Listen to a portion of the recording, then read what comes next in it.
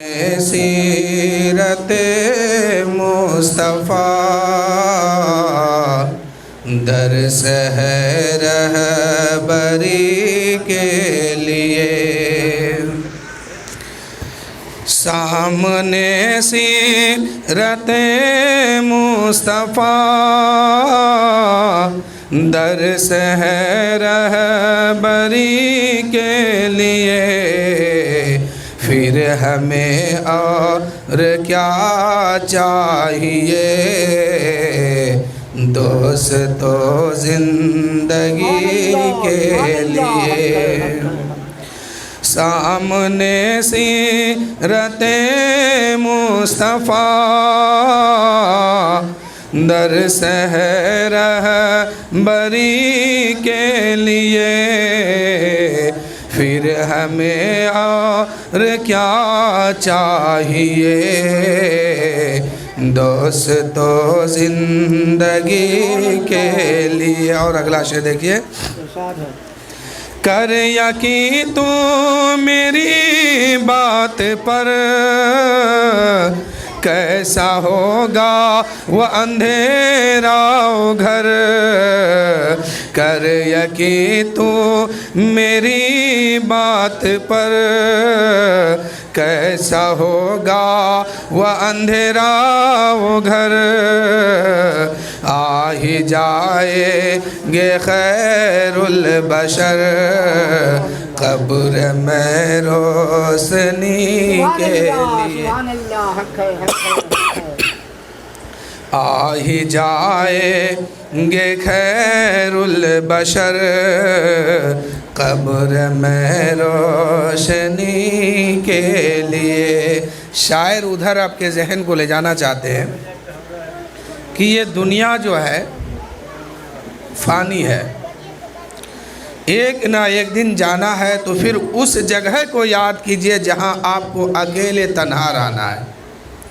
شاعر کہتے ہیں، کر یقین تو میری بات پر، کیسا ہوگا اندھیرا گھر، آ ہی جائے گے خیر البشر قبر میں روشنی کے لیے، سامنے سیرت مصطفیٰ درس ہے رہبری کے لیے۔ اور اس شعر میں خاص توجہ چاہوں گا کہ حشر میں ہم کہاں تم کہاں، جب نہ ہوگا کوئی مہربان، حشر میں ہم کہاں تم کہاں، جب نہ ہوگا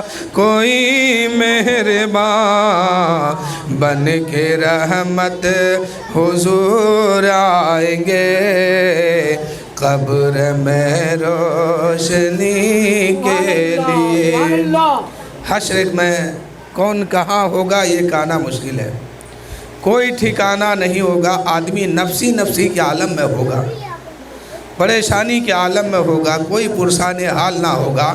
ایسے عالم میں نہ باپ بیٹا کے کام آئیں گے، نہ ماں بیٹی کی، نہ کوئی رشتہ دار کے، وہاں کوئی کسی کا کام نہیں، کام آنے والے کون ہیں وہ سنیے کہ حشر میں ہم کہاں تم کہاں، جب نہ ہوگا کوئی مہربان، بن کے رحمت حضور آئیں گے اپنے ہر امتی کے لیے، بن کے رحمت حضور آئیں گے اپنے ہر امتی کے لیے۔ جب حشر کا میدان ہوگا وہاں کوئی کسی کا کام نہیں آئے گا، وہاں کوئی کام آنے والی ذات ہے تو وہ میرے نبی کی ذات ہے۔ میرے نبی رحمت بن کر کے اس وقت امتی کے سامنے آئیں گے اور شفاعت کر کے جنت دلائیں گے۔ آج لگ بھگ ہر گھر میں میلاد ہوتی ہے، ہر جگہ میں تذکرہ کیا جاتا ہے، ہر جگہ میں مسائل و مسائل کی بات ہوتی ہے، لیکن عمل کتنے لوگ کرتے ہیں اس کی کوئی پتہ نہیں ہے۔ حد تو یہ ہے کہ جو گھر والا رات بھر میلاد کرتا ہے، دوسرے دن وہی گھر والا ناچتا ہے، کودتا ہے۔ تو یہ ایک رسم کے طور پر ہم لوگوں نے ایک کام سیکھ لیا ہے، لیکن میرے دوستو اگر حقیقت میں مسلمان ہیں تو پھر اس نبی کو یاد کیجئے جس نبی نے ہمیں تعلیم دیا اور کہا کہ نماز میری آنکھ کی ٹھنڈک ہے، تو پھر اپنے نبی کو ٹھنڈک پہنچائیے، نماز پڑھیے، ورنہ میدان محشر میں حضور کے سوا کوئی بچانے والا نہیں ہوگا۔ شاعر کہتے ہیں کہ سامنے سیرت مصطفیٰ درس ہے رہبری کے لیے، سامنے سیرت مصطفیٰ درس ہے رہبری کے لیے، پھر ہمیں اور کیا چاہیے دوستو زندگی کے لیے، کر یقین تو میری بات پر، کیسا ہوگا وہ اندھیرا وہ گھر، آ ہی جائیں گے خیر البشر قبر میں روشنی کے لیے،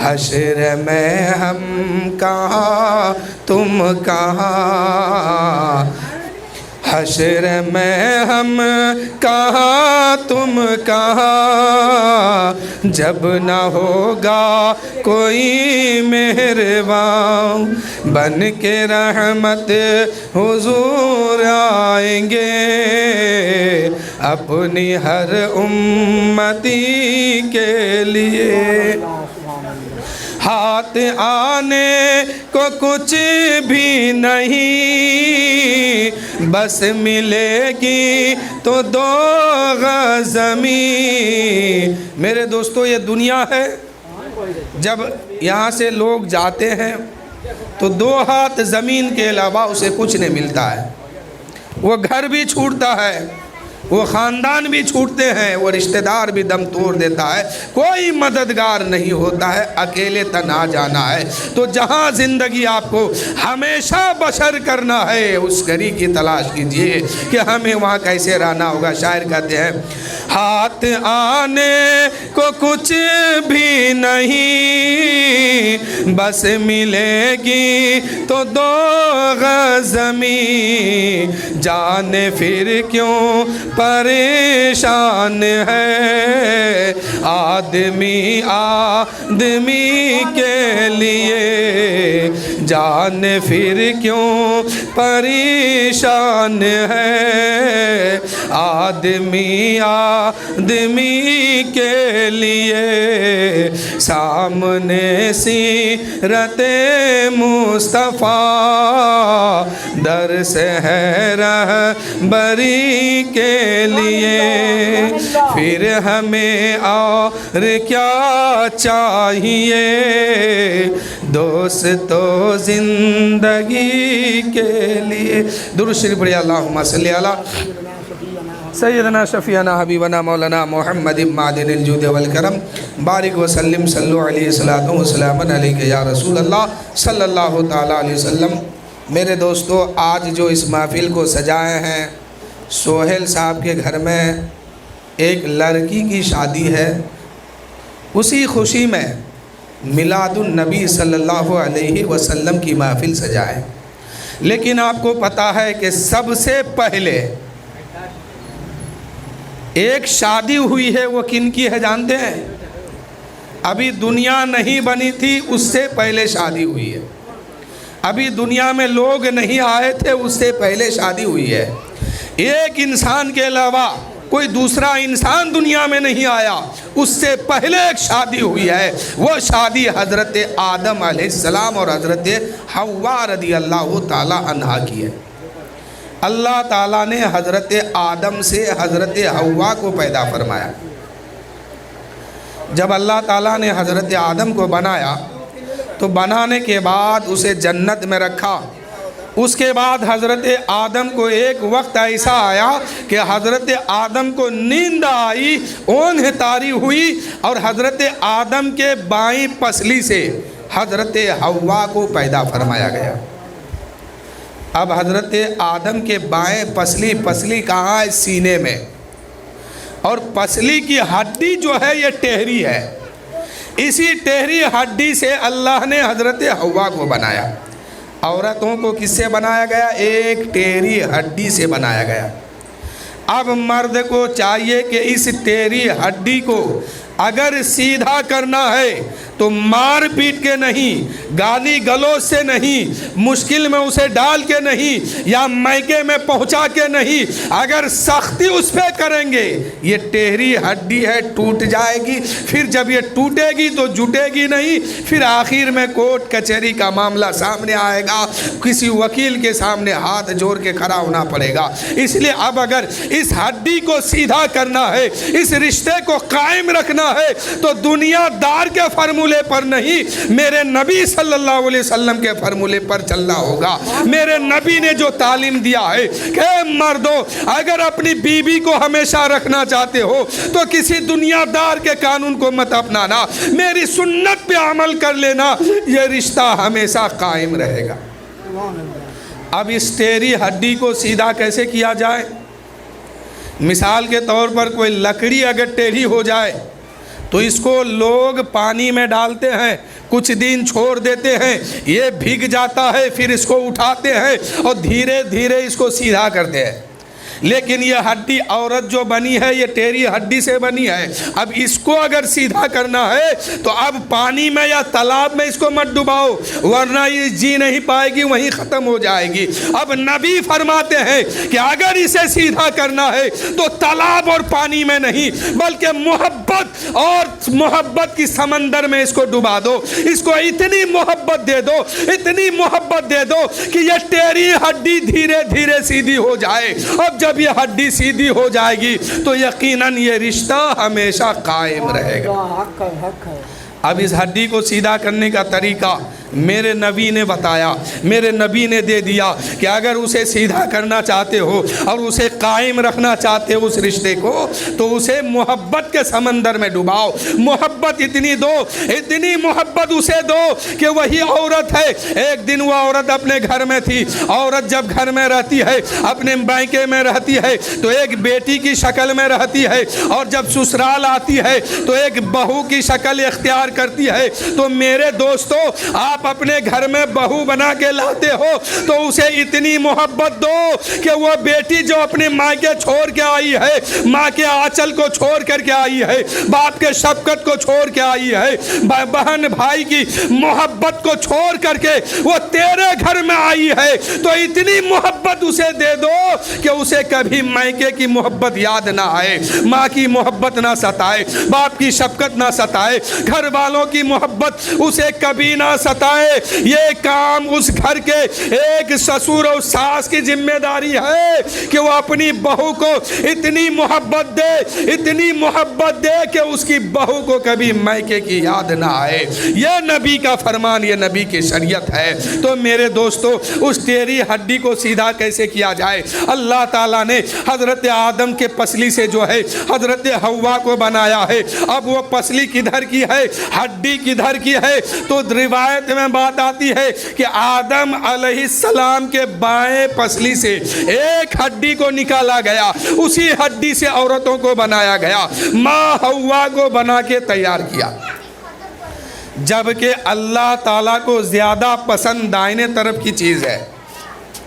مثال کے طور پر آپ کھانا کھائیے، دائیں ہاتھ سے شروع کیجئے، कपड़ा पहनिए दाहिने हाथ से शुरू कीजिए, चप्पल पहनिए, जूता पहनिए दाहिने हाथ से शुरू कीजिए, मस्जिद में जाइए दाहिना कदम पहले डालिए, और खानकाह में जाइए दाहिना कदम पहले डालिए, मदरसा में जाइए दाहिना कदम पहले डालिए।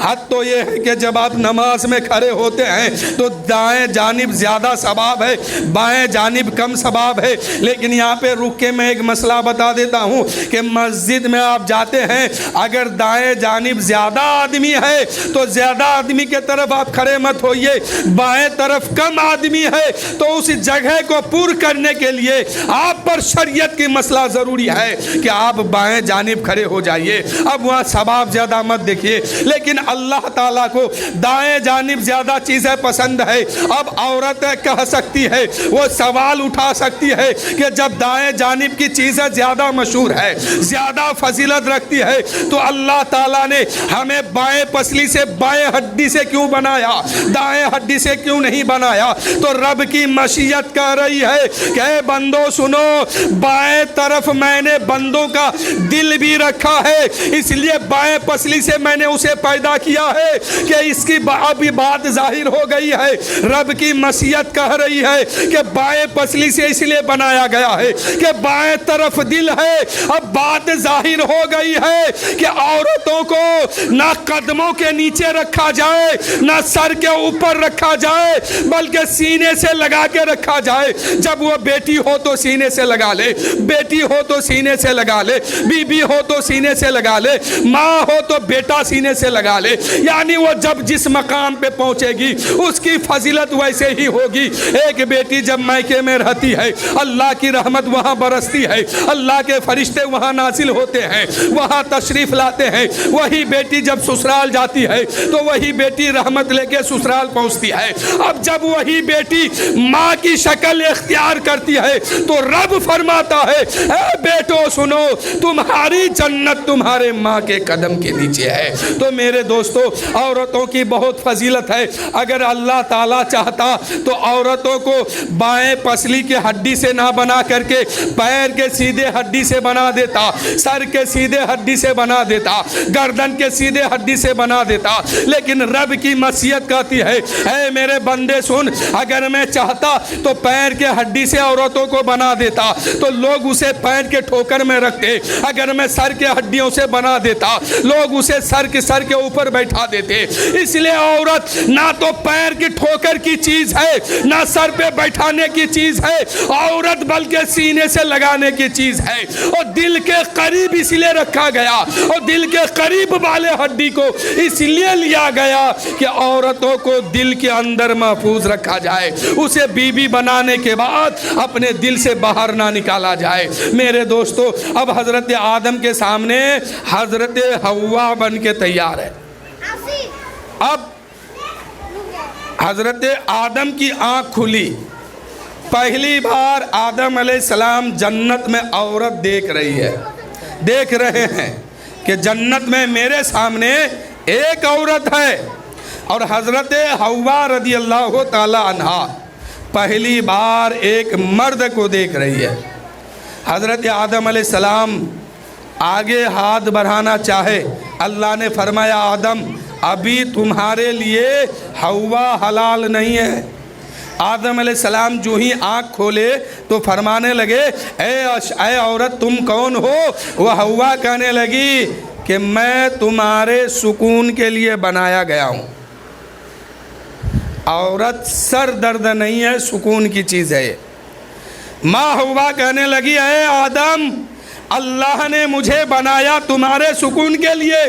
अब आदम अलैहिस्सलाम आगे बढ़ना चाहे, अल्लाह की तरफ से आवाज़ आई, ए आदम अभी तुम्हारे लिए ये हलाल नहीं है। अल्लाह की बारगाह में आदम अलैहिस्सलाम ने अर्ज़ की, फिर मौला मैं क्या करूं? अल्लाह ने फरमाया, आदम पहले इससे निकाह करो, पहले इससे निकाह करो। अल्लाह ताला की बारगाह से आवाज़ आती है, आदम अब इससे निकाह करो। अब तमाम इंसानों की माँ और तमाम इंसानों की बाप दोनों की शादी होने वाली है। तमाम इंसानों की बाप की शादी और तमाम इंसानों की माँ की शादी जन्नत में फरिश्तों के सामने होने वाली है। اللہ نے فرمایا آدم پہلے ہوا سے شادی کرو، پہلے نکاح کرو، قبول کرو، گواہ تیار کرو، اس سے پہلے یہ حلال نہیں ہے تمہارے لیے۔ آدم علیہ السلام نے نکاح قبول کی، فرشتوں نے نکاح پڑھایا، دین مہر رکھا۔ ایک روایت میں ہے کہ 3 مرتبہ 3، ایک میں ہے 11، ایک میں ہے 17۔ اب دین مہر رکھا گیا۔ نکاح ہونے کے بعد آدم علیہ السلام پھر آگے بڑھے۔ اللہ کی طرف سے آواز آئی، آدم ابھی تیرے لیے یہ جائز نہیں ہے، پہلے دین مہر ادا کرو۔ جہاں انسان کی ماں تمام انسانوں کے باپ کی شادی ہوئی، دونوں ملنا چاہے، اللہ نے فرمایا ابھی نہیں، پہلے دین مہر ادا کرو۔ اس لیے دین مہر میں ایک دین مہر مطلق بھی ہے، اس لیے دین مہر کو مطلق بھی رکھا گیا، معجل بھی رکھا گیا، معجل بھی رکھا گیا۔ یعنی دین مہر کی 3 صورت ہے۔ ایک، اگر قاضی نے کہا دیا کہ مطلق زندگی میں کبھی بھی ادا کر دینا مرنے سے پہلے، اور اگر دوسری صورت انہوں نے بتا دیا کہ 5 سال کے اندر، 6 مہینہ کے اندر تم دین مہر لڑکی کو دے دینا، اتنے دن کے اندر ہر حال میں دینا ہوگا، اور اگر کہہ دیا کہ ہاتھ لگانے سے پہلے تم دین مہر ادا کرنا، تو یہ تمہیں کرنا ہوگا۔ یہ 3 صورت ہے مہر ادا کرنے کی۔ تو میرے دوستو، دین مہر ادا ہر حال میں کیجئے۔ اگر نہ کر پائے اور مر گئے تو کل میدان محشر میں یہ عورت تمہاری بیوی جو ہے وہاں مطالبہ کرے گی اور تم سے مہر دین مانگے گی۔ اس لیے مرنے سے پہلے جتنا جلد ہو سکے مہر ادا کیجئے۔ اور ایسا بھی نہیں کہ بیوی ہے تو زبردستی اس سے معافی کروا لیے، زبردستی اس سے کہے کہ معاف کر دو۔ اب بیوی ہے تو مجبور ہے، وہ کہہ دے گی کہ میں نے معاف کر دیا، لیکن نہیں میرے دوستو، اگر وہ دل سے معاف نہیں کی ہے تو میدان محشر میں مطالبہ کرے گی اور کہے گی میرا مہر باقی ہے ادا کرو۔ تو وہاں کیسے دو گے؟ وہاں دینے کی ایک ہی صورت ہے کہ اپنے اعمال سے نیکی نکال کے اپنی بیوی کو دینا ہوگا۔ اس لیے میرے دوستو، جتنا جلد ہو سکے مرنے سے پہلے مہر ادا کر کے مرو۔ آدم علیہ السلام آگے بڑھے، آواز آئی کہ خبردار ابھی نہیں۔ آدم نے کہا مولا اب تو میں نے شادی کر لی، اب تو یہ میری بیوی ہے، اب مجھے کیوں روکا جا رہا ہے؟ اللہ نے فرمایا آدم پہلے مہر ادا کرو۔ اب حضرت آدم کہنے لگے مولا مہر کیا ادا کروں؟ نہ تو پیسہ بنا ہے، نہ جنت میں روپیہ ہے، نہ نوٹ ہے، نہ پیسہ ہے، نہ دینار ہے، نہ درہم ہے، نہ سونا ہے، نہ چاندی ہے، کیا دے کر کے آدم کو مہر دے کے ادا کروں؟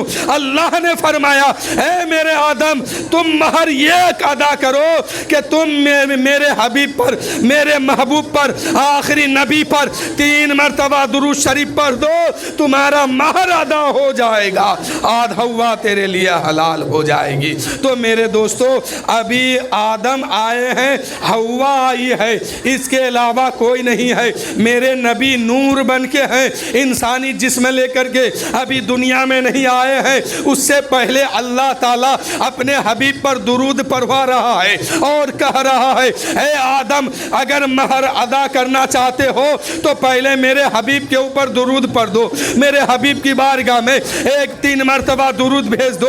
ایک روایت میں ہے 11 مرتبہ، ایک روایت میں ہے 17 مرتبہ۔ یہ 3 روایت میرے سامنے آئی ہے، باقی اور روایت مجھے پتا نہیں، لیکن یہ 3 روایت سامنے ہے۔ اللہ نے فرمایا آدم کو اے آدم ہوا کو ہاتھ لگانے سے پہلے میرے حبیب کی بارگاہ میں درود پڑھ دو تاکہ تیرا مہر ادا ہو جائے اور آدم تم ہوا کے قریب ہو جاؤ۔ تو میرے دوستو، ابھی میرے نبی دنیا میں تشریف نہیں لائے ہیں، اس سے پہلے آدم سے درود پڑھوایا جا رہا ہے، اس لیے کہ رب جانتا تھا کہ تمام کائنات کا، تمام انسانوں کا باپ جو ہے آدم علیہ السلام ہے۔ اب جب دنیا میں لوگ پہنچیں گے اور لوگ پہنچیں گے جب شادی کرنے جائیں گے، جہاں کہیں گے النکاح من سنتی فمن رغب عن سنتی فلیس منی، اس وقت لوگ میرا بندہ یہ کہے گا کہ میرا باپ آدم تو میرے نبی پر درود اس اس وقت پڑھا تھا جب انہوں نے شادی کی تھی، انہوں نے نکاح کیا تھا، اس وقت مہر ادا کرنے کے لیے میرے باپ نے اپنے نبی پر درود پڑھا ہے، اس لیے میں اس کا بیٹا ہوں، تو میرا بھی یہ فرض بنتا ہے، میرے اوپر بھی ضروری ہے کہ ہم نکاح کرتے وقت اپنے نبی پر درود پڑھیں، اپنے نبی پر سلام پڑھیں۔ تو میرے دوستو، اللہ نے آدم سے اس لیے پڑھوایا پہلے کہ آدم کے جتنے بیٹے ہیں جب نکاح کے وقت جائیں گے، نکاح کرنے جائیں گے، قبول کرنے جائیں گے، اس وقت بھی میرے حبیب پر درود پڑھ کے اپنے باپ کی سنت کو زندہ کر دیں گے۔ تو آدم کی سنت درود شریف پڑھنا ہے۔ پر یہ درود شریف اللہم صلی علی سیدنا شفیعنا حبیبنا مولانا محمد معدن الجود والکرم بارک وسلم صلو علیہ الصلاۃ والسلام علیک یا رسول اللہ صلی اللہ تعالی علیہ وسلم۔ تو حضرت آدم کی مہردین درود شریف ہے، آپ کی مہردین پیسہ ہے، رقم ہے، دینار ہے، سکہ ہے، جو بھی ہے جتنا جلد ہو سکے اس کو ادا کیجئے۔ بہت سارے لوگ بڑھاپے میں پہنچ گئے، بیٹا بیٹی کی شادی ہو گئی، پوتا پوتی کی شادی ہو گئی، لیکن اب تک بیوی کا دین مہر باقی ہے۔ اب رواج کیا ہے ہمارے سماج میں کہ جب بوڑھا مرتا ہے، جب بوڑھا دم توڑ چکا، اب اس سے عورت جا کے اس کی بیوی سے کہتی ہے کہ جا اس کے کان میں کہہ دے کہ میں نے مہر معاف کیا۔ بتاؤ یہ عقل کی بات ہے؟ وہ تو اس دنیا سے چلے گئے، روح نکل گئی، اب تم جا کے کہہ رہی ہو کہ میں نے معاف کیا۔ یہ کون سی بات ہے؟ معاف کرنا تھا تو پہلے کر دیتے، اب جب معاف نہیں تو اب معافی نہیں ملے گی، اب معاف کی کوئی صورت نہیں ہے، اب میدان محشر میں اسے ہر حال میں ادا کرنا ہوگا۔ اس لیے ضروری ہے جتنی بھی مہر ہو آپ کی، جتنا کم ہو یا زیادہ ہو، اسے ہر حال میں ادا کیجئے۔ میرے نبی صلی اللہ علیہ وسلم ارشاد فرماتے ہیں کہ النکاح من سنتی فمن رغب عن سنتی فلیس منی۔ نکاح کرو، نکاح کرنا میری پسندیدہ سنت ہے۔ اس سنت کو ادا کرنے جائیے تو نبی کی سیرت کو دیکھیے، نبی کی بیٹی حضرت فاطمہ کی سیرت کو دیکھیے کہ حضرت فاطمہ کا نکاح، حضرت علی کا نکاح، حضرت صدیق اکبر یا اور صحابی کا نکاح کس طریقے سے ہوا۔ لیکن آج ہم لوگ کیا کرتے ہیں؟ نکاح کے نام پر غلط رسم کو سامنے لاتے ہیں۔ اسی لیے آج ہماری شادیوں میں، آپ کی شادیوں میں، آپ کے گھر والوں کی شادیوں میں برکت نہیں ہے۔ ایک شخص تھا، انہوں نے خواب دیکھا کہ میرے گھر میں 4 نہریں بہتی ہے، چاروں نہر میں لبالب پانی بھرا ہے، پوری نہر بھرا ہے۔ انہوں نے جب خواب سے بیدار ہوا، اپنے پیر و مرشد کی بارگاہ میں گیا اور جا کے کہنے لگا حضور میں نے اس طرح کی خواب دیکھا ہے کہ میرے گھر میں 4 نہریں بہتی ہے، اس میں لبالب پانی بھرا ہوا ہے۔ تو اس پیر صاحب نے کہا کہ لگتا ہے کہ تمہارے خواب کی تعبیر یہ ہے کہ تمہارے گھر میں 4 بیٹی ہے۔ اس نے کہا ہاں یہ تو سچ ہے کہ میرے گھر میں 4 بیٹی ہے۔ وہ بزرگ کہنے لگے اس لیے مان لو تمہارے خواب کی تعبیر یہ ہے کہ اللہ نے تمہارے گھر میں 4 بیٹی دی ہے، تو چاروں بیٹیوں کے ذریعے میں تمہارے گھر میں رب کی رحمت برس دی ہے۔ 4 نہر جو تم نے دیکھا ہے وہ تمہاری بیٹی کے صدقے میں رحمت برستی ہے۔ اب وہ انسان گھر سے واپس آتا، وہاں سے واپس آیا، کچھ دن کے بعد ایک بیٹی کی شادی ہو گئی۔ شادی ہونے کے بعد وہ بیٹی رخصت ہو کے سسرال گئی۔ اب وہی شخص جو ہے خواب دیکھا، خواب میں کیا دیکھا کہ 4 نہریں ہیں میرے گھر میں، لیکن چاروں میں سے 3 میں پانی ہے، 3 لبالب بھرے ہوئے ہیں اور ایک سوکھی ہوئی ہے، ایک میں پانی نہیں ہے، کوئی قطرہ موجود نہیں ہے۔ خواب دیکھا، بیدار ہوا، پریشانی میں مبتلا ہو گیا کہ یہی خواب تو میں نے کچھ دن پہلے دیکھا تھا، کچھ دن پہلے دیکھا تھا۔ تو کیا دیکھا تھا کہ چاروں نہر میں پانی تھا لیکن آج ایک سوکھی ہے. آخر وجہ کیا ہے؟ تو میرے دوستو وہ بزرگ کی بارگاہ میں پھر وہ گئے ہیں اور جا کے کہنے لگے میرے پیر صاحب، اے میرے پیر و مرشد، میں نے پھر خواب دیکھا ہے کہ 4 نہر میرے گھر میں ہے لیکن ایک نہر سوکھ گئی ہے، ایک نہر میں پانی نہیں ہے، ایک نہر میں کوئی قطرہ نہیں ہے پانی کا، اور 4 نہریں لبالب بھری ہوئی ہے. وہ اللہ والے نے کہا، وہ پیر صاحب کہتے ہیں کہ لگتا ہے کہ تم نے ایک بیٹی کی شادی کرا دیا. اس نے کہا ہاں حضور ایک بیٹی کی میں نے شادی کیا ہے. وہ پیر صاحب کہنے لگے اب تمہاری خواب کی تعبیر یہ ہے کہ جب اس لڑکی کی شادی نہیں ہوئی تھی تو اللہ کی رحمت تمہارے گھر میں چاروں کے طرف سے برس رہی تھی، لیکن اس بیٹی کی جب شادی ہو گئی ہے اب وہ بیٹی تمہارے گھر سے سسرال گئی ہے، وہ رحمت جو تمہارے گھر میں برس رہی تھی وہی رحمت اب وہ سسرال لے کے چلی گئی ہے.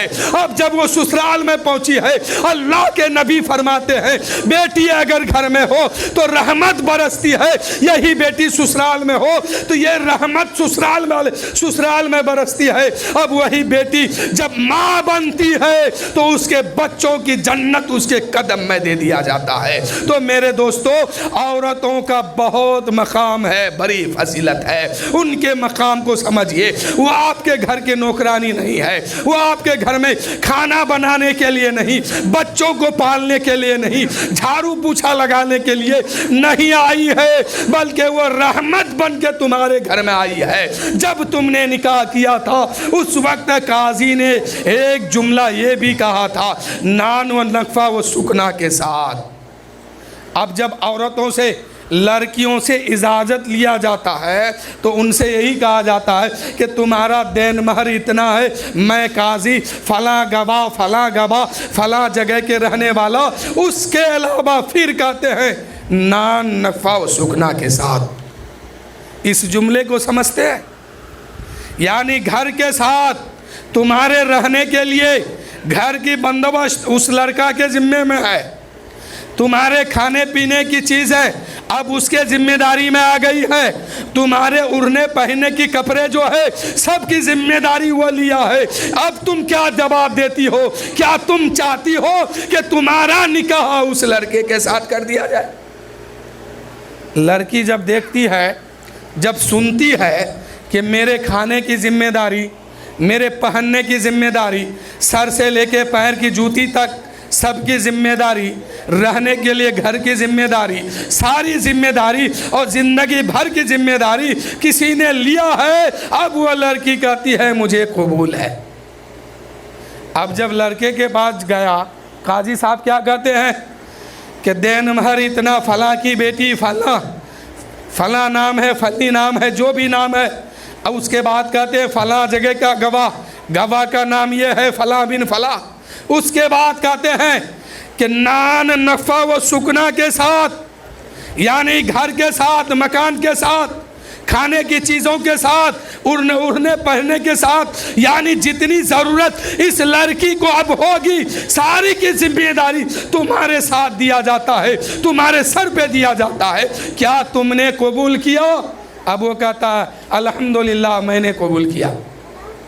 یہی نہ کہتے ہیں جب ذمہ داری لے لیا تو پھر دلہن بنا کے جو تم نے لایا پھر اسے مارتے کیوں ہو، پیٹتے کیوں ہو، جھگڑا کیوں کرتے ہو؟ کبھی تمہاری ماں، تمہارا باپ، تمہاری بہن اس سے جھگڑتی کیوں ہے؟ اس لیے کہ تم نے ساری ذمہ داری لیا ہے نان نقفہ و سکنا کے ساتھ، کھانے پینے کے لیے. اب وہ تمہارے بچوں کی پرورش کرے یا نہ کرے یہ اس کی مرضی ہے، تمہارے گھر میں پوچھا لگائے یا نہ لگائے یہ اس کی مرضی ہے. اگر اس کا جی چاہے تو کر دے، نہ چاہے تو کوئی دباؤ نہیں. اسلام کہتا ہے کہ تم نے ساری ذمہ داری لے کے اس کو لایا ہے، اب وہ مہمان ہے اس گھر کی. اب نبی فرماتے ہیں کہ اس تیری ہڈی کو اگر سیدھا کرنا ہے تو مار پیٹ کے نہیں، دھکا مکا سے نہیں، جھگڑا سے نہیں، غصہ سے نہیں، اس کو مائکے میں چھوڑ کے نہیں، بلکہ اس کو اگر سیدھا کرنا ہے تو اس کو اتنی محبت دو، اتنی محبت دو کہ یہ مائکے بھول کر کے تیرے گھر میں رہنے لگے. تب جا کے یہ تیری ہڈی سیدھی ہوگی، ورنہ اگر سختی کے ساتھ اس کو آپ سیدھا کرنا چاہیں گے یہ ہڈی بھی ٹوٹے گی، تم بھی ٹوٹو گے، وہ بھی ٹوٹ جائیں گے۔ نکاح کی فضیلت یہ ہے۔ اب نبی فرماتے ہیں کہ نکاح کرو، نکاح کرنا میری پسندیدہ سنت ہے، یہ میرے نبی کا قول ہے۔ تو جب نبی کی سنت ہے، پسندیدہ سنت ہے، اب اس سنت کو جب ہم ادا کرنے جاتے ہیں تو کیا کہتے ہیں؟ کسی دنیا والوں کا نام لے کے ایک انجان لڑکا، ایک انجان لڑکی ملاقات ہوتی ہے، ایسا لگتا ہے بچپن کا بچھڑا ہوا یار ملا ہے، تو کیا کہہ کے ملاتے ہیں؟ کوئی دنیا دار کی بات کہہ کے نہیں، اللہ کا کلام پڑھ کے دونوں کو آپس میں ملا دیتے ہیں اور یہ کہہ دیتے ہیں کہ میں نے نبی کی سنت کے مطابق اللہ کا نام لے کے تم دونوں کو ملا دیا، اب تمہارے لیے تمہاری بیوی حلال، تمہارے لیے تمہارے شوہر حلال۔ اب اللہ تعالیٰ فرماتا ہے کہ بیوی کا لباس اس کا شوہر ہے اور شوہر کا لباس اس کی بیوی ہے۔ اب جب لباس کے اندر یہ دونوں آ گئے، اب دونوں میں جب انبن ہوگی، جھگڑا ہوگا، تو یہ لوگ اگر اپنی بات اپنے اندر لباس کے اندر محفوظ رکھ لے تو پھر کوئی دنیا اس بات کو نہیں جان پائے گی۔ جب دنیا نہیں جانے گی تو یقیناً یہ رشتہ ہمیشہ ہمیشہ قائم رہے گا۔ تو میرے دوستو، شوہر کا لباس اس کی بیوی ہے، اس کی بیوی کا لباس اس کا شوہر ہے۔ یہ ٹہری ہڈی ہے، جتنا آرام سے سیدھا کرو گے یہ اتنا نکھرتے جائے گا، سختی کرو گے ٹوٹ جائے گا، نہیں بچا پاؤ گے۔ تو سختی نہیں کرنا، آرام سے دھیرے دھیرے اس کو راستے میں لاؤ۔ نبی فرماتے ہیں نکاح کرو، نکاح کرنا میری سنت۔ تو سنت کے طریقے پہ نکاح ہونا چاہیے۔ لیکن ہم لوگ کیا دیکھتے ہیں اور آپ لوگ کیا کرتے ہیں کہ ابھی میلاد ختم ہوئی، اسی وقت سے ہمارے نوجوان طبقے کے لوگ ناچنا شروع کر دیتا ہے، نچنیاں باہر سے لاتا ہے، نہیں تو خود ہی بجا کے ناچنا شروع کر دیتا ہے۔ اب بتاؤ اس نکاح میں برکت کہاں سے ہوگی؟ اگر برکت چاہتے ہو تو نبی کی سیرت دیکھو، نبی کی صورت دیکھو کہ میرے نبی نے شادی جب کی ہے وہ کس طرح کی ہے۔ میرے نبی صلی اللہ علیہ وسلم حضرت فاطمہ الزہرا رضی اللہ تعالی عنہا کا نکاح حضرت علی سے کراتے ہیں، اور حضرت علی حضرت فاطمہ دونوں کو رخصت اپنے گھر سے کرتے ہیں۔ اس وقت میرے نبی کے آنکھ سے آنسو کا قطرہ جاری ہو گیا۔ جو ہی وہ آنسو ٹپکنے والا تھا، حضرت فاطمہ نے اس ٹپکتے ہوئے آنسو کو اپنے ہتھیلی میں لیتی ہے اور اپنے چہرے پہ مل لیتی ہے۔ یہی وجہ ہے کہ آج کوئی بھی باپ اپنی بیٹی کو رخصت کرتا ہے تو یقیناً وہ رو دیتا ہے۔ تو رونا بھی میرے نبی کی سنت ہے۔ اب حضرت فاطمہ اس قطرے کو اپنے چہرے پہ ملتی ہے اور ملنے کے بعد عرض کرتی ہے، یا رسول اللہ، یا حبیب اللہ، یہ رونا کیسا؟ آپ کے آنکھ میں آنسو کیسے؟ رو کیوں رہے ہیں؟ میرے نبی فرماتے ہیں کہ اے بیٹی فاطمہ، اب تک تو میرے گھر میں رہتی تھی، اپنے نبی کے گھر میں، اپنے رسول کے گھر میں، اپنے باپ کے گھر میں رہتی تھی، لیکن اے بیٹی فاطمہ، آج اپنے باپ کا گھر چھوڑ کر اپنے سسرال جانے والی ہو۔ آج کے بعد اگر تم واپس آنا تو اس حال میں آنا کہ تیرا شوہر تجھ سے راضی ہو۔ یہ سبق میرے نبی نے اپنی بیٹی کو دیا۔ تو آج ضروری ہے کہ آپ بھی اپنی بیٹی کو رخصت کیجئے، تو رخصت کرتے سمے روئیے، روئیے تو نبی کی سنت ادا ہوگی، اور جب اپنی بیٹی کو رخصت کریں گے اس وقت یہ سبق دے دیں گے، اے بیٹی جا تو رہی ہو ساتھ میرے گھر چھوڑ کر کے، لیکن واپس آنا تو اس حال میں آنا کہ تیرا شوہر بھی راضی ہو، تیرے سسرال والے بھی راضی ہو۔ یہ سبق دینے کی ضرورت ہے میرے دوستو۔ اپنی اپنی بیٹی کو رخصت کیجئے تو نبی کی سنت کو دیکھیے اور نبی کی سیرت کو دیکھیے، اور یہ دیکھیے کہ میرے نبی اپنی بیٹی کو کیسے رخصت کیے، اور وہ سبق امت کے لیے ایک تعلیم ہے کہ جب اپنی بیٹی رخصت کریں گے، اور سسر ساس کو بھی چاہیے۔ آج کیا ہوتا ہے، بہو لائے گھر میں، اب بہو کو بہو نہیں بلکہ ایک دشمن سمجھ کے اسے ویوہار کرتے ہیں۔ نہیں ہونا چاہیے ایسا، کیوں کہ جب آپ کی بیٹی، یہ دنیا ہے جیسے کرنی ویسی بھرنی، جو آپ کریں گے اپنی بہو کے ساتھ وہی آپ کی بیٹی کے ساتھ ہونے والی۔ تو جہاں اپنی بیٹی کو بیٹی سمجھتے ہیں وہیں اپنی بہو کو بھی بیٹی سمجھیے، اس لیے کہ وہ بہو اپنے باپ کو چھوڑ کے آئی ہے، اپنی ماں کی محبت کو چھوڑ کے آئی ہے، اپنے گھر میں چھوٹے چھوٹے بھائی بہن کو چھوڑ کر کے تیرے گھر میں ایک زینت بن کے آئی ہے۔ اس زینت کو اس قدر سنبھال کے رکھیے کہ اس کو کبھی ماں کی یاد نہ آئے، باپ کی شفقت یاد نہ آئے، بھائی بہن کی پیار یاد نہ آئے۔ تو نبی کی سنت پر عمل کر کے یہ کام کریں گے، یقیناً میرے دوستو یہ رشتہ ہمیشہ قائم بھی رہے گا اور اس رشتے سے برکت بھی حاصل ہوگی۔ ایک جگہ میں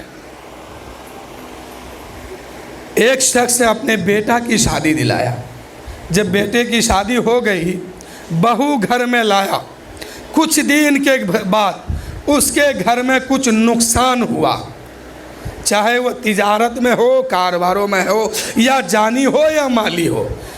نقصان جب ہو گیا تو اب اس کے گھر والے، اس کے ساس، اس کی ساس اور اس کے سسر سراسر ذمہ داری اپنی بہو پر لگا دی کہ یہ منحوس جب تک گھر سے اپنے گھر سے میرے گھر میں آئی ہے تب تک میرے گھر کی برکت چلی گئی۔ لیکن میرے دوستو اس منحوس کو، جس کو آپ نے منحوس کہہ دیا، اس کو کس نے بنایا یہ آپ نے دیکھا؟ اس کو بنانے والا کون ہے؟ اللہ تعالیٰ۔ اور اللہ تعالیٰ کے بندے کو آپ منحوس کہیں یہ آپ کا حق نہیں۔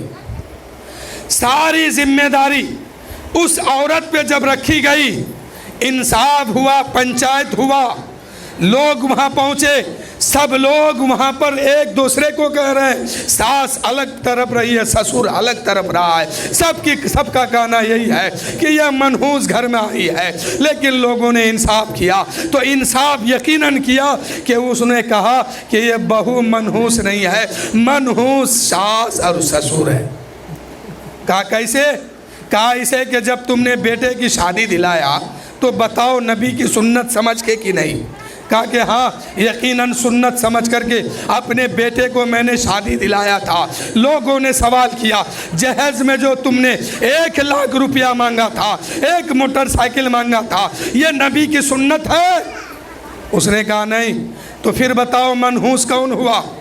تم اپنے بیٹے کی شادی میں باجا لے کے گیا تھا، ناچنے والی لڑکی لے کے گیا تھا، ناچنے والے لڑکے کو لے کے گیا تھا، پورے راستے میں نچاتے ہوئے گیا، بتا منحوس تم ہو یا تمہاری بہو ہے؟ اس نے کہا کہ یقیناً اب بات سمجھ میں آ گئی کہ ہم نے تو سنت کے نام پر لوگوں کو لے کے گیا، لیکن حقیقت میں نبی کی سنت پر ہم نے چل کے نکاح نہیں کیا۔ اے میرے دوستو، اگر نبی کی سنت پر اور نبی کی سیرت پر عمل کر کے نکاح کریں گے تب جا کے اس شادی میں برکت ہوگی۔ اگر برکت چاہتے ہیں، رحمت لینا چاہتے ہیں، وہی بیٹی جب ماں کے گھر میں رہتی ہے، باپ کے گھر میں رہتی ہے، اللہ کی رحمت اس گھر میں برستی ہے، اور جتنا دن اس گھر میں رہتی ہے روزانہ رب کی رحمت بھی برستی ہے، اور اللہ کا فرشتہ اس گھر میں تشریف لاتے ہیں اس کے چہرے کی زیارت کے لیے۔ اور میرے دوستو، وہی بیٹی جب سسرال جاتی ہے نا تو اپنے ساتھ رحمت لے کے جاتی ہے، اور وہی بیٹی جب ماں بنتی ہے تو اس کے بچوں کی جنت جو ہے اس کے قدم کے نیچے اللہ نے رکھ دیا۔ بیٹی کا مقام سمجھیے، بیٹی کا مقام بہت بڑا ہے۔ لیکن اے بیٹیوں، میں تم سے ایک بات یہ کہنا چاہتا ہوں کہ تم کو جینا ہے تو فاطمہ الزہرا کی کنیز بن کے جیو، اور فاطمہ کی سیرت کو دیکھو، فاطمہ کی صورت کو بھی دیکھو، اس لیے کہ تم اگر فاطمہ کی کنیز بن کے جیو گے، دنیا میں چاہے جو بھی حال ہو، کل میدان محشر میں فاطمہ کے ساتھ رہو گے، اور فاطمہ کے ساتھ تم جنت میں بھی داخل ہو جاؤ۔ سبحان اللہ، سبحان اللہ۔ لیکن آج لڑکیوں کا حال جانتے ہیں؟ یہ لوگ ولیمہ میں جاتی ہے، جس کے لیے اللہ نے فرمایا کہ جب بیٹی پیدا ہوتی ہے اس وقت سے لے کر کے شادی کے دن تک اللہ کی رحمت اس گھر میں برستی ہے۔ اب یہی عورت، یہی لڑکی جب تک اپنے ماں باپ کے گھر میں رہتی ہے، اللہ کا فرشتہ اس گھر میں روزانہ تشریف لاتا ہے۔ اب یہی بیٹی جب سسرال جاتی ہے، یہ رحمت لے کر کے سسرال پہنچ گئی۔ اب یہی بیٹی جب ماں بن گئی تو اللہ تعالیٰ فرماتا ہے کہ ماں جب بن گئی تو اللہ تعالیٰ فرماتا ہے کہ اس کے بچے کی جنت اس کے قدم کے نیچے رکھ دیا گیا۔ لیکن یہ لوگ جب کبھی کسی ولیمہ میں جاتی ہے، میں شکایت نہیں، حقیقت بتا رہا ہوں، چاہے مسجد میں جائے، ولیمہ کی جگہ اگر مسجد کے دروازے پہ کیا جائے یا کسی اور بازار میں کیا جائے یا کہیں بھی کیا جائے، یہ لڑکی لوگ جب پہنچتی ہے تو آدھا بدن ڈھک کے آدھا کھول کے جاتی ہے۔ اللہ کے نبی صلی اللہ علیہ وسلم ارشاد فرماتے ہیں، جس عورت کا بدن اگر شریعت کے مطابق ڈھکا نہ ہو تو اس کے بدن میں کل میدان محشر میں لوہا تپا کے اس کے بدن میں داغا جائے گا۔ اور شریعت بتا رہی ہے کہ اگر لڑکی نماز میں کھڑی ہے اور دوپٹہ اتنی پتلی اور ہلکی ہے، اتنی باریک ہے کہ سر پہ رکھی ہے، اس کے سر کا بال باہر سے نظر آتا ہے تو اس کی نماز نہیں ہوگی۔ دیکھیے ان کی پردے کا خیال کیجئے، پردہ اس کو کیا کہہ رہی ہے اور شریعت کیا کہتی ہے کہ اس کو کس قدر پردے میں رہنا چاہیے، کہ اگر پورا بدن، اس کا پورا بدن ڈھکا ہو سر سے پیر تک، اور دوپٹہ اتنا باریک ہو، اتنا ہلکا ہو کہ اگر سر کے اوپر رکھا جائے اور باہر سے اس کا بال نظر آ جائے تو اس کی نماز نہیں ہوگی۔ یعنی یہ پردے کی چیز ہے۔ لیکن یہ لڑکی لوگ ولیمہ میں جاتی ہے، اپنا چہرے تو چہرہ، سر پہ بھی دوپٹہ نہیں رکھتی ہے، گردن پہ بھی دوپٹہ نہیں، کچھ تو ایسے بے حیا ہے کہ نہ اس کو حیا ہے باپ سے، نہ ماں سے، نہ بھائی سے، نہ اڑوس اور پڑوس سے، نہ مرد سے، نہ لڑکیوں اور یہ عورتوں سے، کسی سے حیا نہیں، اتنی بے حیا ہو گئی کہ اس کے ساتھ دوپٹہ رہتا ہی نہیں۔ تو میرے دوستو، آپ کے گھر میں ہو، میرے گھر میں ہو، اللہ نے لڑکی دی ہے تو یہ بہت بڑی نعمت ہے، اس کو سنبھال کے رکھیے اور حیا کی چادر پر رکھیے، اس کو حیا کا سبق دیجئے کہ اے میری بیٹی، تم عورت ہو، عورت بن کے رہو، لڑکی ہو لڑکی بن کے رہو، تم پر نظر غیر محرم کی اگر پڑ جائے تو وہ دیکھنا حرام ہے۔ غیر محرم کی نظر، غیر محرم کون ہوا جانتے ہیں؟ جس سے شادی اس لڑکی کی ہوگی یہ غیر محرم ہے۔ محرم کون ہوا؟ باپ، بھائی، چچا۔ اور غیر محرم وہ ہوا جس سے اس کی شادی جائز ہو، یعنی پڑوس کے لوگ، رشتہ دار کے لوگ، خاندان کے لوگ، اڑوس پڑوس بغل والے لوگ، ان سے اس کی شادی جائز ہے تو وہ غیر محرم ہوا۔ ایسے لوگوں کی نظر ایک لڑکی پہ پڑنا حرام ہے۔ اب بتاؤ جو لڑکی روزانہ بازار آتی جاتی ہے اس کے ساتھ رحمت رب کی برسے گی؟ لعنت برستی ہے۔ جب ایک لڑکی اپنے گھر سے باہر قدم نکالتی ہے بغیر ضرورت کے اور بغیر پردہ کے، اللہ کی رحمت نہیں بلکہ اللہ کی لعنت اس پہ برستی ہے۔ اب جس کے اوپر اللہ کی لعنت برسے وہ آپ کی دعا اس کو روک نہیں سکتی ہے۔ اس لیے ہر آدمی کو اللہ نے یہ رحمت دیا ہے تو اس رحمت کو سنبھال کے رکھیے، تاکہ یہ عورت جب پردے میں رہے گی اللہ کی رحمت آپ کے گھر میں برسے گی، اور اس لڑکی کے صدقے میں آپ کے کاروبار میں بھی، آپ کے تجارت میں بھی، آپ کے کام و کاج میں بھی اللہ تعالیٰ بے پناہ برکت عطا فرمائے گا۔ اور یہی لڑکی جب سسرال جائے گی اور ماں بنے گی، اس کے قدم کے نیچے اللہ فرماتا ہے کہ اس کے قدم کے نیچے جنت ہے، جنت ہے، اس کے بچوں کی جنت ہے۔ تو اے میری ماں بہنیں، اگر تم سن رہی ہو تو اپنے اندر غور کرو کہ تم کیا چیز ہو، کیسے جینا ہے، اس لیے کہ مرنے کے بعد کوئی بچانے نہیں جائے گا۔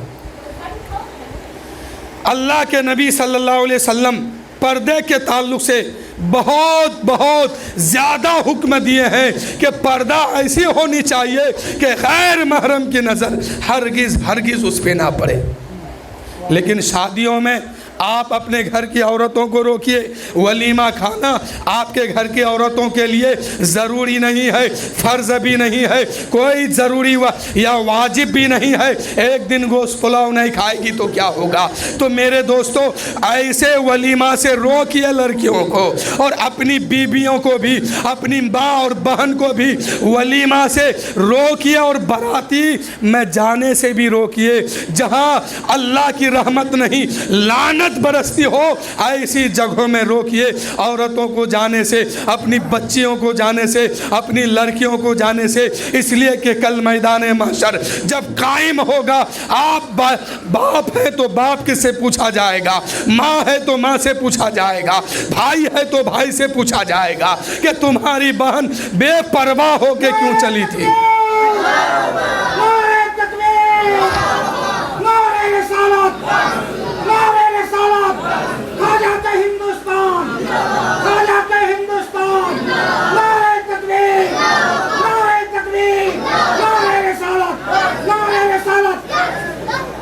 تو جو ذمہ داری جس کو دیا گیا ہے، اللہ تعالیٰ جس کو ذمہ داری دیا اس کو کام کیجئے، انجام دیجئے، ورنہ بہت سخت پکڑ ہوگی۔ اگر آپ کی بیٹی یا آپ میں سے کسی کی بیٹی بے پردہ گھومتی ہے تو پھر آپ کا روزہ بھی بیکار ہو جائے گا، نماز بھی بیکار ہوگی، بچ نہیں پائیں گے، وہاں بہت سخت پکڑ ہوگی۔ فَمَن يَعْمَلْ مِثْقَالَ ذَرَّةٍ خَيْرًا يَرَهُ وَمَن يَعْمَلْ مِثْقَالَ ذَرَّةٍ شَرًّا يَرَهُ۔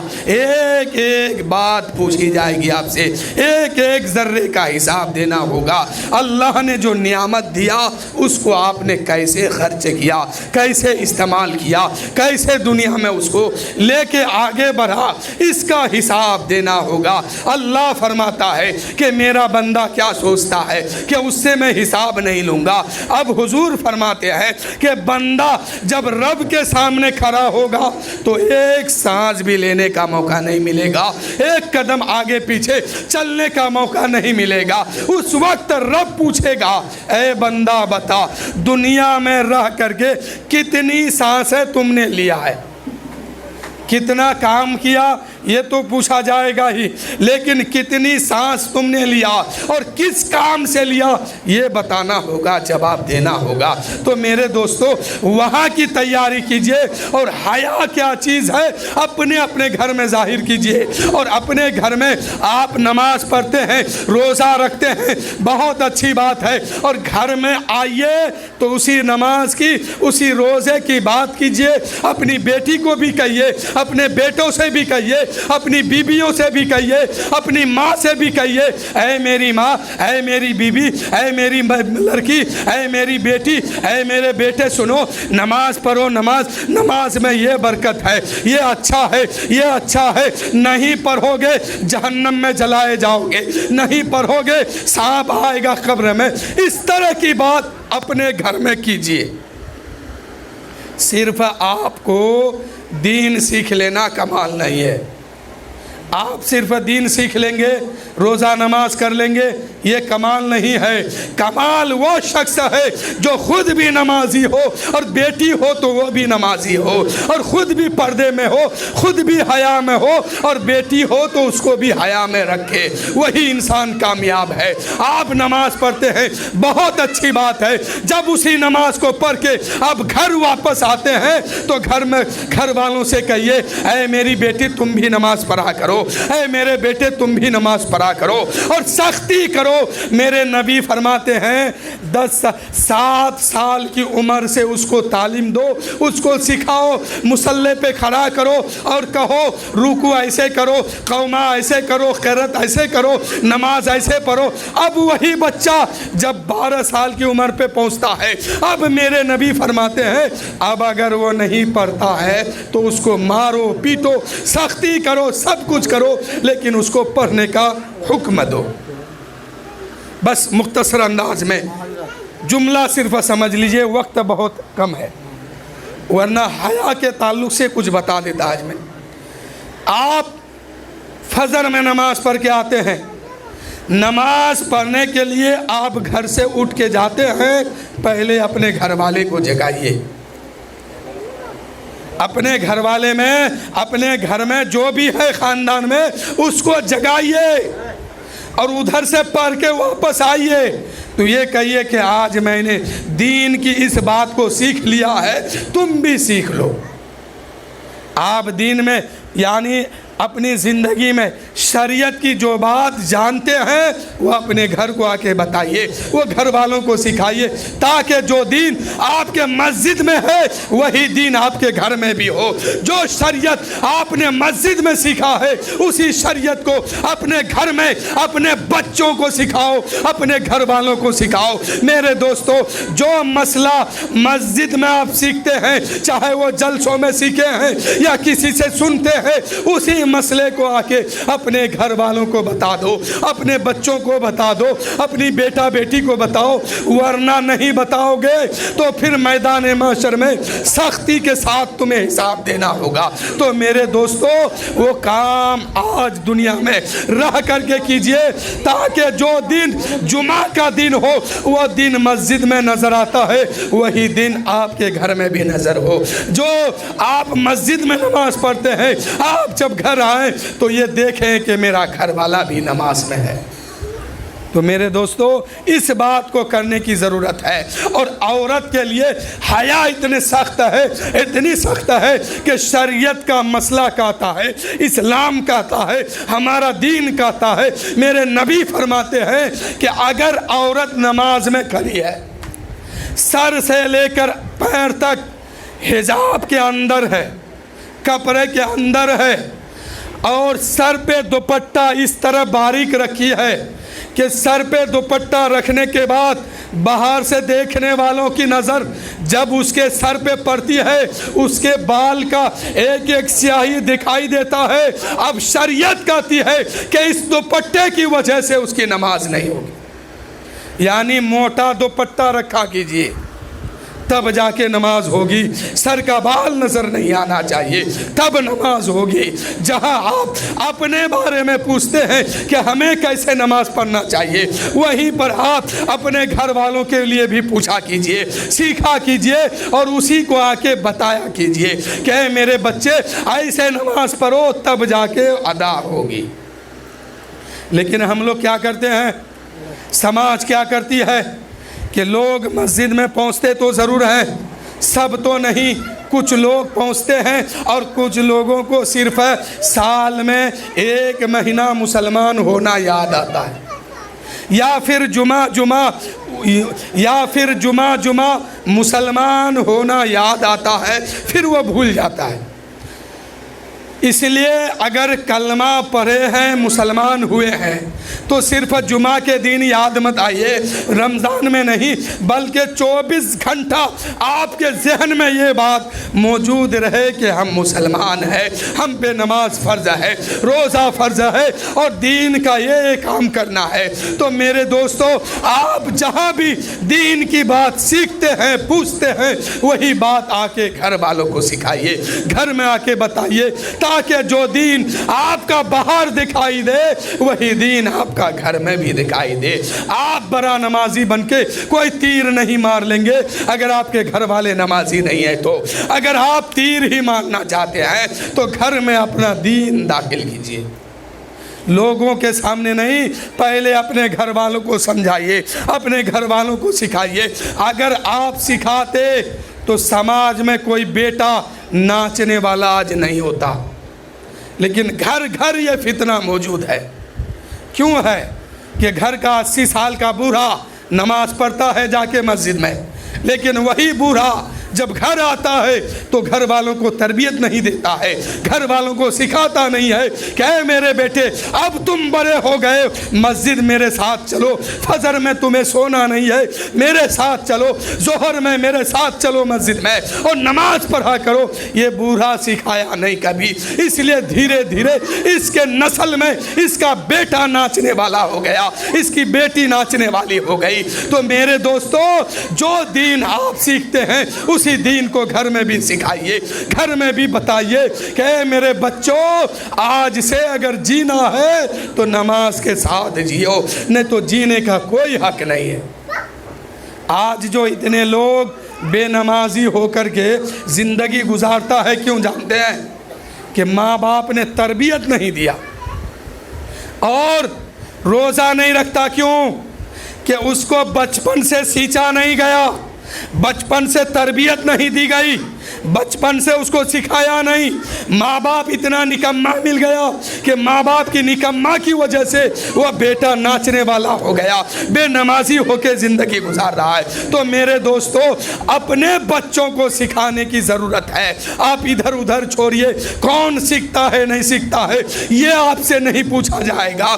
پہلے سوال آپ کے بچوں کے بارے میں آپ سے کیا جائے گا. اس لیے سکھائیے اور تربیت دیجیے، نماز بھی سکھائیے، روزہ بھی سکھائیے، دین کی بات سکھائیے اور دین پر چلنے والا اس کو بنا دیجئے. میرے دوستو صراط مستقیم پر جب آپ کا بیٹا چلے گا، آپ کی بیٹی چلے گی تو یقیناً میرے دوستو اس گھر میں مکمل دین دکھائی دے گا اور یہ بھی دکھائی دے گا کہ جنت کا پھول اگر دیکھنا ہے تو اس گھر سے دیکھ لو. تو اس بات کو یاد رکھیے کہ ولیمہ میں اپنے گھر کی عورتوں کو ہرگز مت جانے دیجیے. اور اگر کھلانا ہی ہے، مقصد کھانے کا ہے تو وہی کھانا اپنے گھر پہ بنوائیے، کچھ پیسے خرچ کیجئے اور اپنے گھر میں وہی کھانا بنا کے ان لوگوں کو کھلا دیجئے. لیکن ہرگز ولیمہ میں مت بھیجئے اور نہ کسی براتی میں بھیجئے. میرے دوستو بے حرمتی ہوتی ہے، شیطان رشک کرتا ہے اور گھر کی عزت بے پردہ ہو جاتی ہے. اپنے عزت کو بچائیے، اپنے گھر کی عزت کو بچانے کی ضرورت ہے. اس لیے ولیمہ سے اپنی گھر کی عورتوں کو روکیے. پہلے جو ولیمہ ہوتا تھا وہ वलीमा आज नहीं है। आज वलीमा में देखिए खाना लड़की खा रही है, खिला रहा लड़का। अब वहाँ मटर गश्ती कर रहा है, कोई लड़का क्या कर रहा है, कोई इधर हंस रहा है, कोई उधर कूद रहा है। उसी के बीच में जाके आपकी बेटी हमारी बेटी, आपकी बहन हमारी बहन खाना खा रही है। बताओ ये शरीयत कभी इजाज़त देता है? कभी नहीं। मसला कभी नहीं। नबी की सुन्नत कभी इजाज़त नहीं देती।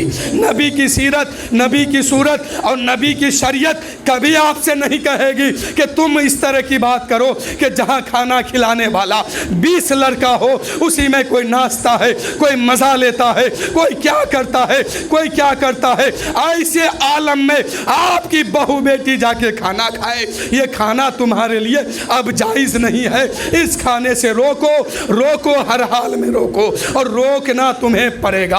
अगर जन्नत चाहते हो तो, और जन्नत में जाना चाहते हो, खुदा को राज़ी करना चाहते हो, अल्लाह के रसूल को राज़ी करना चाहते हो, और नबी का सच्चा गुलाम बनना चाहते हो, तो तुम्हें ये सख्त कदम उठाना पड़ेगा। मेरे दोस्तों, इस बात से बुरा मत मानना, और औरतें भी बुरा मत समझे, इसलिए कि मैं उसके भलाई के लिए कहता हूँ। और ये गलत नहीं, बल्कि मैं खुद देखता हूँ कि औरतें जब वलीमा में जाती है, लोग वहाँ क्या करते हैं, नौजवान लड़का कोई नाचना गाना शुरू कर देता है, उसी में लोग क्या से क्या कर जाते हैं। तो मेरे दोस्तों, हर हाल में अपने अपने घर की इज्जत को बचाइए और उस पर कड़ी नज़र रखिए, इसलिए कि नज़र रखना आपका काम है, बरकत देना अल्लाह का काम है। अल्लाह यकीनन बरकत अता फरमाएगा। मेरे दोस्तों, ये निकाह जो कल या परसों कल होने वाली है, सोहेल के घर में एक लड़की है, उसकी शादी होने वाली है। अल्लाह की बारगाह में दुआ है कि मौला, जिस बच्ची की शादी है मौला, उसको सुन्नत मुस्तफ़ा पर अमल करके निकाह करने की तौफीक अता फरमा, और मौला उस शादी को सुन्नत मुस्तफ़ा समझ के उसे तू कबूल अता फरमा। वाखिरु दावाना अनिल हम्दुलिल्लाहि रब्बिल आलमीन। आइए सब कोई मिलके सलातो सलाम पढ़ लीजिए, ला इलाहा इल्लल्लाह मुहम्मदुर रसूलुल्लाह सल्लल्लाहु अलैहि वसल्लम।